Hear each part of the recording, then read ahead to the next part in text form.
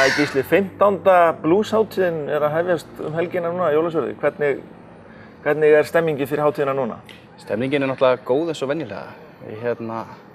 Búið að vera langur aðdragandi, við náttúrulega búin að vera í allan vetur og undirbúið þetta og það er alltaf góð stemning kringum blúsinn. Þannig að við hefum náttúrulega 15 ára afmæli, 15. hátíðin, við byrjum að telja þannig.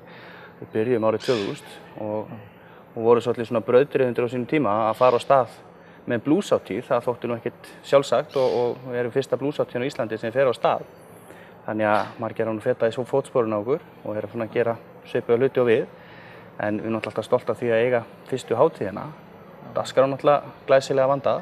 3 daga hátíð. 3 daga hátíð. Við ætlum að byrja hérna á 50deginum og þar svona, kallaði sig Olga Vocal Assembly og þeir svona, þetta svona a cappella alveg tónlist, bara syngja og þetta svona nonni okkar, hann á þessa nemendur frá Hollandi og fleiri stöðum. Jón Þorsteinsson? Já, Jón Þorsteinsson, nonni Fríðu og það alveg, þeir voru hérna í fyrra með tónleika og það var svo frábært að þeir voru hérna á svæðinni í leiðinni. Við dróðum það með okkur inn þó við séum ekki að blúsa þá.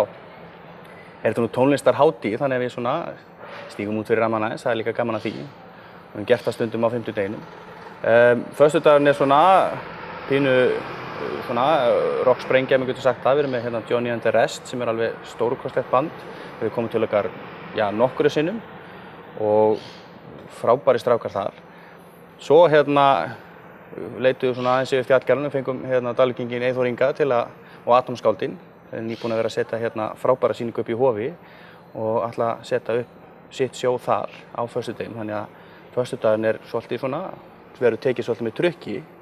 Laugardagurinn svona okkar svona kannski stærsti dagur eða lengsti því við svona byrjum hádegi að með svona útimarkaðsstemningu og svona kveikjum kannski grillinu og höfum gaman að og svona fyrir utan menningarhús okkar Tjarnarborg.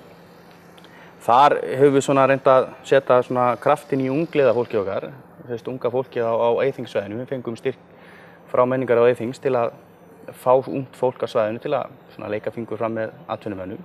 Við erum svolítið, teljum það svolítið verkefni okkar líka að svona koma tónlistin á framfæri í blúsnum og svona tengja þá svona atvinnumenn og svona bara leikendur á byrjunarstigi kannski og lengra að koma en svona tengja þetta svolítið saman og reyna að koma þessu út í almenning. Og það er svolítið svona verkefni okkar þarna í þessu. Laugardagskvöldi svona, svo reyndar stoppuðu hann í stuttastund í kirkjunni með Julie Seller sem er frönsk listakona sem að stoppar hérna í listhúsinu hjá henni Alice og þar sem sagt ætlar hún að bara taka svona smá sólótónleika. Hún er líka með verkefni í gangi sem að svona Walking and Singing with Julie Seller og er í gangi núna í listhúsinu og það er gaman að fólk myndi kynna sér það því að hún er bara að fá svona til sín aðila til þess að koma og tala við þau og ætla svo að setja upp smá svona eitthvað í kringum það og skilar því okkur einmitt þarna á útimarkaðunum á laugardeginum. Þannig að það verður gaman að sjá hver útkoman verður af því verkefni. Laugardagskvöldi svo enda með pomp og prakt inn í menningarhúsinu Tjarnarborg. Þar svona ætlum við að byrja því að tína kannski inn, við höfum gert það, þátttakendur af útimarkaðunum. Þessi ungliðar fá nú stundum að spreyta sig hann inni og við ætlum að vera hérna með Four Leaves Left sem að voru hérna í fyrra, stóð sig með eindæmi vel og ætlum að tína það inn aftur og jafnvel fleiri. Julie Seller ætlar að koma að taka svona aðeins, sína hvað hann var að gera. Svo byrja trukkið og við ætlum að taka heima trukk á þetta með Tröllaskagahræðstinni.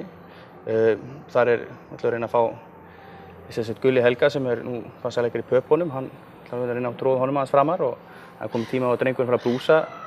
Hann er búinn að vera í kringum þetta öll þessi ár, en alltaf eitthvað stærra stjórn á bakvið, þannig að það fara að koma drengnum á svið. Svo kannski svona rúsinu á pylsuendanum, það er Björn Thoroddsen sem ætlar að loka þessu fyrir okkur með sínu alkunnu snilld. Þetta er náttúrulega einn besti, ef ekki besti gítarleikari sem við eigum á Íslandi og hann ætlar að taka þetta Beatla svona tengingu sína inn í það sem hann hefur verið að gera og alveg stórkostlegur sýning sem hann bara settur á stokk. En hvernig að halda út svona hátíð? Þetta ekkert auðvelt, gerir ráð fyrir? Nei, þetta er gríðarleg vinna og hefur lent á fáum höndum undanfarin ár og við köllum alltaf eftir aðstoð því að þetta er mikil vinna en hún er mjög gefandi og skemmtileg og það er alveg ótrúlega gaman að taka þátt í svona og fá að sjá svona verkefni verða veruleika. Hún kynnist alveg ótrúlega skemmtilegu fólki í tónlistarbransanum en þetta er rosaleg vinna og tala svona fjármagnspakkin í kringu það að reyna að pakka honum saman er alltaf hefur orðið erfiðara og erfiðara gegnum árin. Já.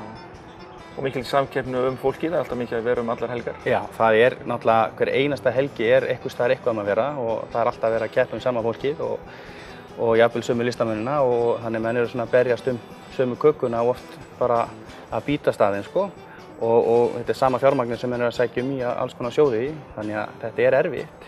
En blúsinn tekur það núna? Já, það er alltaf gaman og gleði á blúsnum sko, ekki spurningu það.